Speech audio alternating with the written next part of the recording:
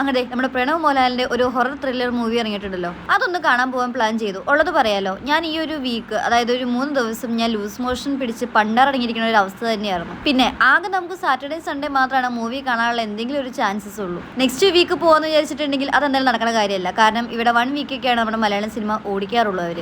ഈശ്വര, loose മോഷന്റെ tablet ഞാൻ എടുത്തിട്ടാണ് ഇവിടുന്ന് പോകുന്നതെങ്കിലും എനിക്ക് നല്ല പേടിയുണ്ട്. കാരണം അതിനകത്തൊന്നും എൻ്റെ ലൂസ് മോഷൻ നിൽക്കുന്നുണ്ടായില്ലായിരുന്നു.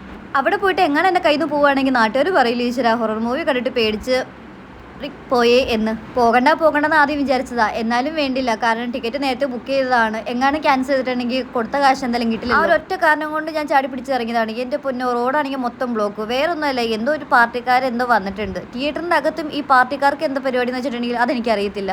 2 മണിക്ക് സ്റ്റാർട്ട് ചെയ്യുന്ന ഷോയ്ക്ക് ഞാൻ ഒരു 1:57 എങ്ങാണ്ടായപ്പോഴാണ് ഞാൻ അകത്തേക്ക് എൻ്റർ ചെയ്യുന്നത്. പക്ഷേ ഫിലിം കാര്യങ്ങളൊക്കെ സ്റ്റാർട്ട് ചെയ്തപ്പോഴേക്കും ഏകദേശം 2:20 ആയിരുന്നു. അയ്യോ, സിനിമയുടെ പേര് പറഞ്ഞില്ല. DSR. ഈ സിനിമ കാണാനായിട്ട് ഞാൻ വന്നത്. എൻ്റെ പൊന്നോ, ഭയങ്കര റിവ്യൂ കാര്യങ്ങൾ കണ്ടിട്ടാണ് ഞാൻ ഒട്ടും വയ്യഞ്ഞിട്ടും ഈ സിനിമ കാണാനായിട്ട് ഞാൻ വന്നത്. ഭൂതകാലം സിനിമ വെച്ചിട്ടാണ് ഈ ഒരു ഫിലിം എന്തായാലും കമ്പയർ ചെയ്തുകൊണ്ടിരുന്നത്.